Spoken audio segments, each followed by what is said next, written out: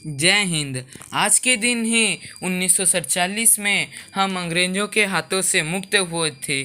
इसकी वजह सिर्फ़ और सिर्फ हमारे वो महान संग्रामी थे जिन्होंने हमारे देश की स्वाधीनता के लिए अपनी जान को बाजी में लगा दी। तो उनके बारे में आज कुछ जानते हैं। सुभाष चंद्र बोस, बिरसा मुंडा, वीर सुरेंद्र साय, महात्मा गांधी जैसे व्यक्ति के वजह से आज हम यहाँ पर आराम से घर में बैठ पा रहे हैं। सिर्फ ये 4-5 नहीं, और भी बहुत सारे लोगों ने हमारे देश को स्वाधीन रहते हुए देखना चाहा और अपनी जीवन को उत्सर्ग कर दिया।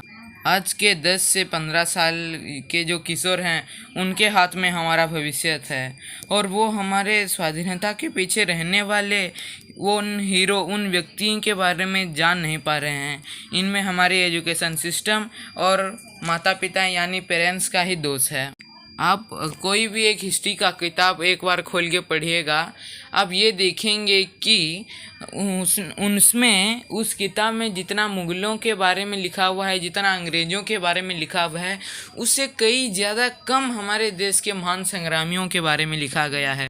मैं खुद की बात कर रहा हूँ।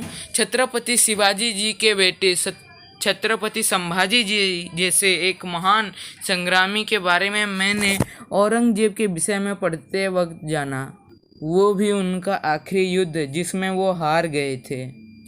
मैं आपसे ये बोलना चाहता हूँ, अकबर, जहांगीर, औरंगजेब जैसे के व्यक्ति के बारे में पढ़ने के पर हम सिर्फ एक दो लाइन पाते हैं, वो भी हमारे महान संग्रामियों के बारे में। इससे सिर्फ एग्ज़ाम में अच्छा मार्क मिलता है। और दूसरे हैं हमारे पेरेंट्स। हम जब छोटे थे तो हमें मनगढ़ंत कहानी बोलकर खाना खिलाया करते थे, सुलाया करते थे। उससे अच्छा अगर इन महान व्यक्तियों के बारे में बोलकर वो हमारे देश के इतिहास के प्रति उत्साहित कर सकते थे। कैसे उन्होंने इन अंग्रेज़ों को हमारे देश से भगाया, कैसे मुग़लों के साथ मरने दम तक लड़ाई की, कभी हार नहीं माना। मगर नहीं, हमें सिर्फ बेटे को डॉक्टर नहीं तो इंजीनियर बनाना है। तो मैं बस इतना कहना चाहता हूँ, अभी के किशोर आगे के 10-11 वर्ष के बाद हमारे देश के भविष्य हैं। अगर आप उनको अच्छे से तैयार नहीं करोगे तो हमारा देश का भविष्य खतरे में है।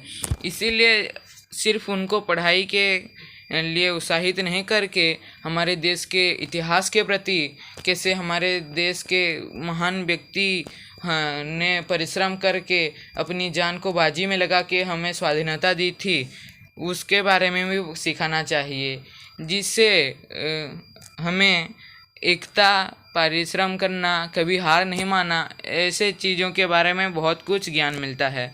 तो आज के लिए बस इतना ही। आप सभी को हैप्पी इंडिपेंडेंस डे। जय हिंद।